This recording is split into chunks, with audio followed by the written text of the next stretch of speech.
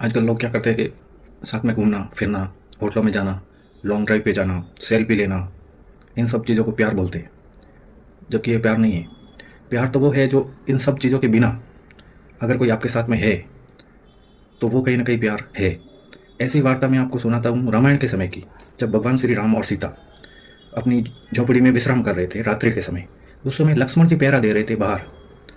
तो उस समय एक औरत आती है सफ़ेद कपड़ों में और लक्ष्मण जी से बातचीत करती है। तो लक्ष्मण जी पूछे कि कौन है तुम? तो वो बोली, मैं निंद्रा हूँ, मतलब नींद।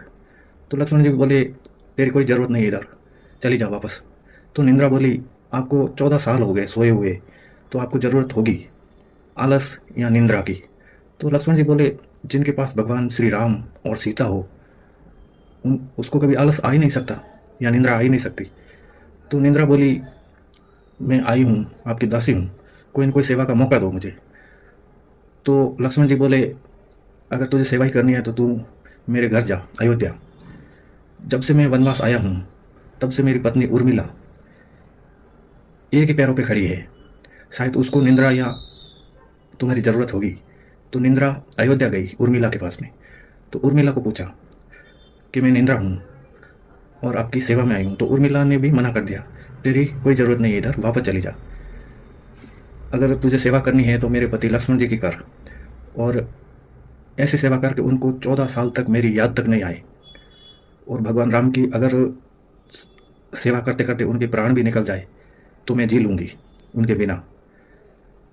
तो निंद्रा और लक्ष्मण जी की बातें श्री राम और सीता ने सुन ली तो वो रोने लगे कि हमने उर्मिला की फिक्र तो कभी की नहीं, जबकि वो 14 साल से अपने एक ही पैरों पे खड़ी हुई है।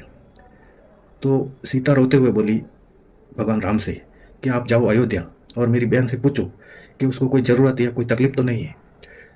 तो भगवान राम जैसे सपने में जाते हैं तो गए अयोध्या और उर्मिला के सिर पे हाथ रखा और पूछा, बेटी तुझे कोई तकलीफ या कोई चीज़ की ज़रूरत है क्या?